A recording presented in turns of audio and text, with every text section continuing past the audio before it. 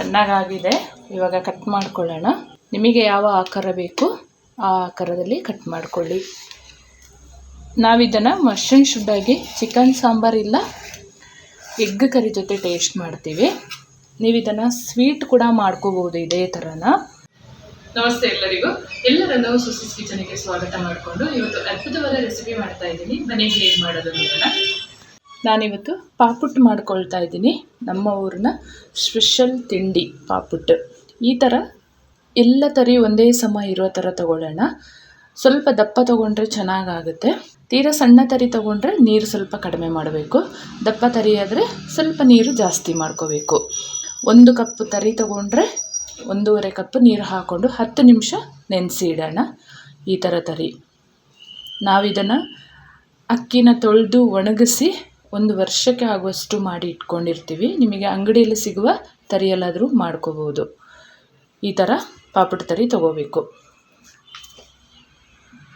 ಈ ಥರ ದೊಡ್ಡದಾದ ಒಂದು ಪಾತ್ರೆ ತೊಗೊಳ್ಳೋಣ. ನಾನು ಈ ಕಪ್ಪು ತೊಗೊಂಡಿದ್ದೀನಿ. ಇದರಲ್ಲಿ ನಾನೊಂದು 4 ಕಪ್ಪಷ್ಟು ಹಾಕ್ಕೊಳ್ತೀನಿ.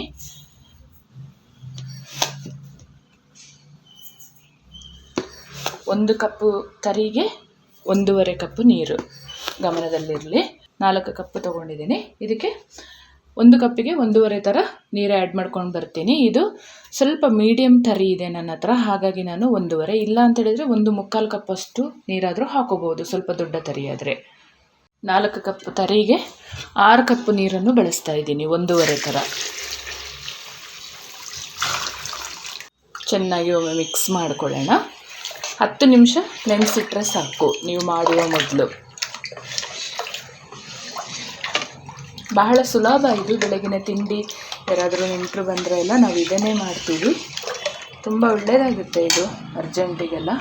ರುಚಿಗೆ ತಕ್ಕಷ್ಟು ಉಪ್ಪನ್ನು ಹಾಕ್ಕೊಳ್ತಾ ಇದ್ದೀನಿ. ಸ್ವಲ್ಪ ಏಲಕ್ಕಿ ಪುಡಿನ ಹಾಕ್ಕೊಳ್ಬೇಕು.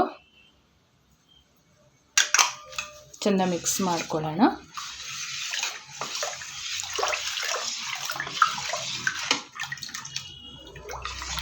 ಚೆಂದ ಮಿಕ್ಸ್ ಮಾಡಿಕೊಂಡು 10 ನಿಮಿಷ ನೆನೆಸಿಡೋಣ. ಪಾಪುಟ್ಟು ಮಾಡ್ಕೊಳ್ಳೋಕ್ಕೆ ಈ ಥರ ತಟ್ಟೆ ಇಡ್ಲಿ ಸ್ಟ್ಯಾಂಡನ್ನು ತೊಗೊಂಡಿದ್ದೀನಿ ನಾನು. ಇದು ಪ್ಲೇಟಲ್ಲಾದರೂ ಮಾಡ್ಕೋಬೋದು. ಈ ಥರ ಸ್ಟೀಲ್ ಪ್ಲೇಟ್ ತೊಗೊಂಡು ಇದಕ್ಕೆ ಹಾಕ್ಕೊಂಡು ಇದರ ಮೇಲೆ ಈ ಥರ ಬಿದಿರು ಕಡ್ಡಿ ಇಟ್ಟು ಅದರ ಮೇಲೆ ಪ್ಲೇಟ್ ಇಡೋದು, ಅದರ ಮೇಲೆ ಬಿದಿರು ಕಡ್ಡಿ. ಊರಲ್ಲೆಲ್ಲ ನಾವು ಸಾಂಪ್ರದಾಯಿಕವಾಗಿ ಇದೇ ಥರ ಮಾಡ್ಕೊಳ್ಳೋದು. ಆಮೇಲೆ ಇಡ್ಲಿ ಪಾತ್ರೆಯಲ್ಲಿ ಹಾಕಿ ಬೇಯಿಸ್ಕೊಳ್ಳೋದು. 10 ನಿಮಿಷ ಆಗಿದೆ ನೆನೆಸಿಟ್ಟು ಪಾಪುಟ್ಟು ಮಾಡ್ಕೊಳ್ಳೋಣ. ಈಗ ಈ ಥರ ತಟ್ಟೆ ತೊಗೊಳ್ಳೋದು. ಈ ಥರ ದಪ್ಪ ಸ್ಪೂನ್ ತೊಗೊಳ್ಳಿ. 1 ಸ್ಪೂನ್ ಹಾಕ್ಕೊಳ್ಳಿ.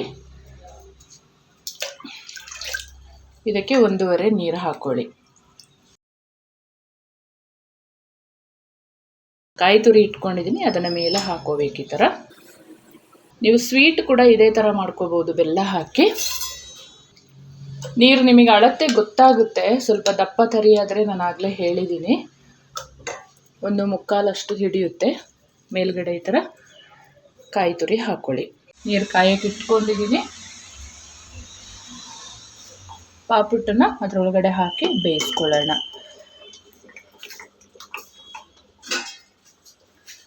ಹತ್ತು ನಿಮಿಷ ಬೇಯಿಸ್ಕೊಂಡ್ರೆ ಆಯಿತು. ನೀರು ಕಾದ ಮೇಲೆ. ಪಾಪುಟ್ಟು ಬೆಂದಿದೆ, ನೋಡ್ಬೋದು. ತಗೊಳ್ಳೋಣ. ಈಗ ಇದನ್ನು ಒಂದು 5 ನಿಮಿಷ ತಣ್ಣಗಾಗಲು ಬಿಡೋಣ. ಆಮೇಲೆ ಕಟ್ ಮಾಡಿಕೊಂಡ್ರೆ ಆಯಿತು. 10 ನಿಮಿಷದಲ್ಲಿ ಈ ಪಾಪುಟ್ಟು ರೆಡಿ ಆಗುತ್ತೆ. ಆಮೇಲೆ ಕಟ್ ಮಾಡಿ ತೋರಿಸ್ತೀನಿ. ತಣ್ಣಗಾಗಿದೆ. ಇವಾಗ ಕಟ್ ಮಾಡ್ಕೊಳ್ಳೋಣ.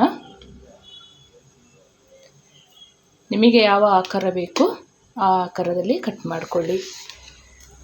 ನಾವಿದನ್ನು ಮಸ್ಟ್ ಆ್ಯಂಡ್ ಶುಡ್ ಆಗಿ ಚಿಕನ್ ಸಾಂಬಾರ್ ಇಲ್ಲ ಎಗ್ ಕರಿ ಜೊತೆ ಟೇಸ್ಟ್ ಮಾಡ್ತೀವಿ.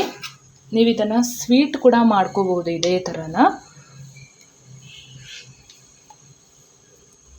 ನೋಡಿ, ಕೇಕ್ ಥರ ರೆಡಿಯಾಗಿದೆ.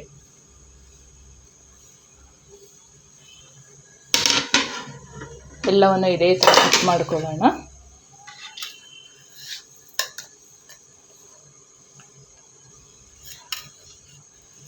ಈ ಪಾಪುಟ್ ರೆಸಿಪಿ ನಿಮಗೆ ಇಷ್ಟ ಆದಲ್ಲಿ ಖಂಡಿತವಾಗ್ಲೂ ಒಂದು ಲೈಕ್ ಇರಲಿ. ಹಾಗೆಯೇ ನನ್ನ ಚಾನಲ್ನ ಯಾರೆಲ್ಲ ಹೊಸಬ್ರು ನೋಡೋದಿದ್ದರೆ ಸಬ್ಸ್ಕ್ರೈಬ್ ಮಾಡ್ಕೊಂಡು ನೋಡಿ, ನನ್ನ ಚಾನಲ್ನ ಸಪೋರ್ಟ್ ಮಾಡಿ.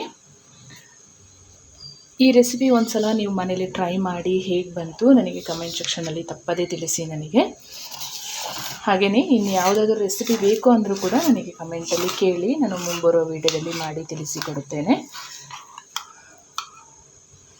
ಮುಂದೆ ಅದ್ಭುತವಾದ ರೆಸಿಪಿಯೊಂದಿಗೆ ಸಿಗ್ತೇನೆ. Thank you for watching.